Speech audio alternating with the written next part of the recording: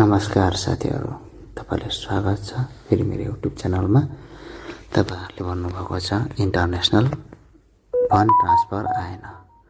म आज फेरि पनि इन्टरनेसनल फन्ड ट्रान्सफर म गर्न गइरहेको छु इन्डियादेखि नेपाल।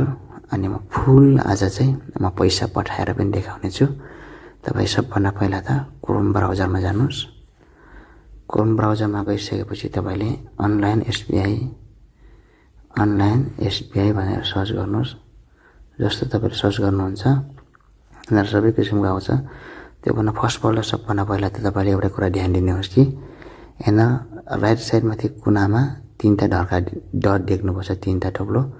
त्यसमा क्लिक गर्नुहोस् र यहाँनिर डेस्कटप साइज अफ भयो मेरो, तपाईँले अन गर्नुपर्ने हुन्छ। अन गर्नुहोस्।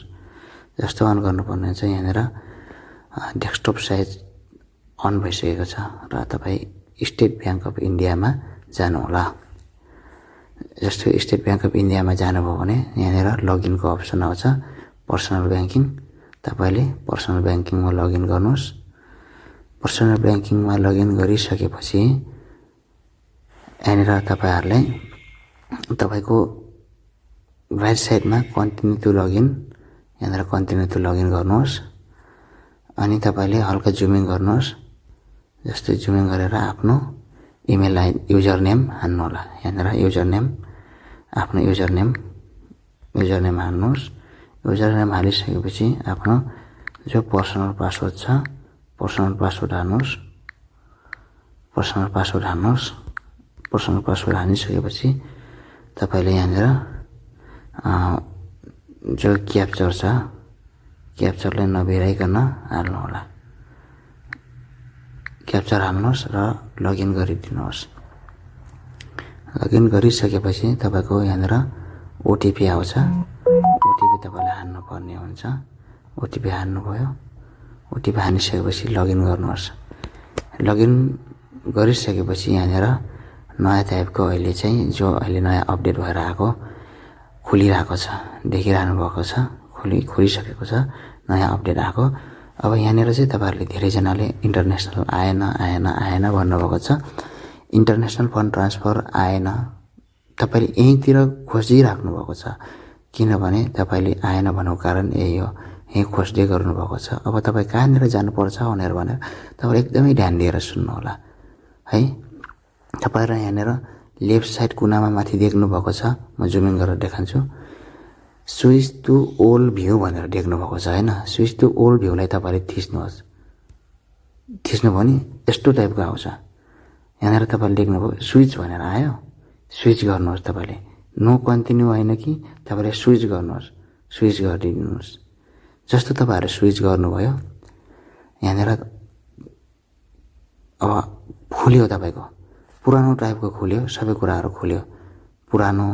अब यहाँनिर सबैको डिटेलहरू सो गर्यो। खोलिसकेपछि तपाईँले म हल्का जुमिङ गरेर देखाउँछु। यहाँनिर अनलाइन एसबिआई तपाईँले देख्नुभयो। अनलाइन एसबिआई देख्नुभयो। अनलाइन एसबिआईको मुनिपट्टि तपाईँले तीनवटा ढर्का देख्नुभयो लेफ्ट साइडमा, तीन ढर्का देखिसकेपछि यसलाई थिच्नुहोस्। थिचिसकेपछि यहाँनिर तपाईँले payment and transfer, bill payment, deposit, investment इत्यादि सबै कुराहरू आएको छ। यो तपाईँले पेमेन्ट एन्ड ट्रान्सफरमा जानुहोस्। यहाँनिर खोलेको छ, जो पहिला यहाँनिर लेफ्ट साइडमा थियो अहिले फेरि जस्तो थियो त्यस्तै भइसकेको छ इन्टरनेसनल फन्ड ट्रान्सफर। यहाँनिर सेम जग्गामा जो पहिले हामीले गर्थ्यौँ त्यही जग्गामा आइसकेको छ इन्टरनेसनल फन्ड ट्रान्सफर। अनि त्यसपछि इन्डो नेपाल रेमिटान्स, अनि त्यसपछि बाई क्लिकमा गर्नुहोस्। को डिटेलमेन्टको लागि खुल्छ होइन। जो खुल्छ म अब तपाईँहरूले पठाउन गइरहेको छु। मेरो एकाउन्ट नम्बरमा क्लिक गर्नुहोस्। मैले एकाउन्ट नम्बरमा क्लिक गरेँ। अनि त्यसपछि एकाउन्टमा क्लिक गरिसकेपछि मैले बाँकी मेरो बेनिफिसियरी अलरेडी एड थियो, मैले हालेँ।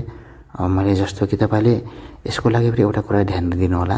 तपाईँले 80,000 पठाउनु भयो भने तपाईँकोमा 20 रुपियाँ काट्छ। यदि 80,000 भन्दा धेरै पठाउनु पाउनु भने तपाईँले 75 रुपियाँ काट्छ। त्योभन्दा फाइदा मैले 80,000 गरेर पठाउँछु, नेपाली 80,000 गरेर पठाउँछु, किनकि हाम्रो चार्ज कम काट्छ होइन। चार्ज कम काट्यो भने 50,000 आइसीको 80,000 नेपाली हैन। अनि त्यसपछि एउटा कुरा ध्यान दिनुपर्ने कुरा के हो भनेपछि तपाईहरुले म जुम गरेर देखाउँछु है। एउटा कुरा ध्यान दिनुपर्ने कुरा के हो भनेपछि यहाँ पर्पस टु रेमिटान्स भनेर लेखेको छ। पर्पस टु रेमिटान्समा तपाईहरुले यहाँ क्लिक गर्नुभयो भने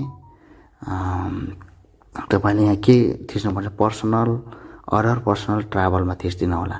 त्यसपछि सेकेन्डमा आउँछ सब पर्पस कोड भनेर तपाईले अर्डर ट्राभलमै गरिदिनु होला। त्यसपछि counter party internal sector code भनेपछि तपाईले योमा पनि अर्डर नै गरिदिनु होला। अनि त्यसपछि तपाईले यहाँनिर ट्रान्ज्याक्सनमा पनि अर्डरै गरिदिनु होला। सबैमा अर्डर गरिदिनुस्। यहाँनिर तपाईले लेखिदिनु, म चाहिँ जस्ट डिपोजिट मात्र लेखिदिन्छु। डिपोजिट लेख्नुस्। यहाँनिर सोर्स अफ उसको स्यालेरी गरिदिनुस्। क्लिक गर्नुहोस्। I accept the term of continuance बस प्रोसिड गरिदिनुस्। प्रोसिड गरिसकेपछि तपाईको यस्तो खालको क्लिप आइसकेको छ। क्लिप आइसकेपछि मैले बताउँदैछु 80,000 80 को 10 20 रुपैयाँ गरेर नेपालमा पैसा जाँदैछ। म सबमिट गरिदिन्छु। सबमिट गरिसकेपछि यहाँनिर ओटिपी हाल्न पर्ने हुन्छ। ओटिपी आइसक्यो। अनि त्यहाँदेखि तपाईले कन्फर्म गरिदिनुस्। कन्फर्म गरिदिनुस्। कन्फर्म भयो। अब एक स्क्रिनशट ल्याउनुस्। अनि त्यसपछि तपाईले आज पैसा पठाइसक्नु भएको छ। हस्, यसरी तपाईले नेपालमा पैसा पठाउनुहुन्छ।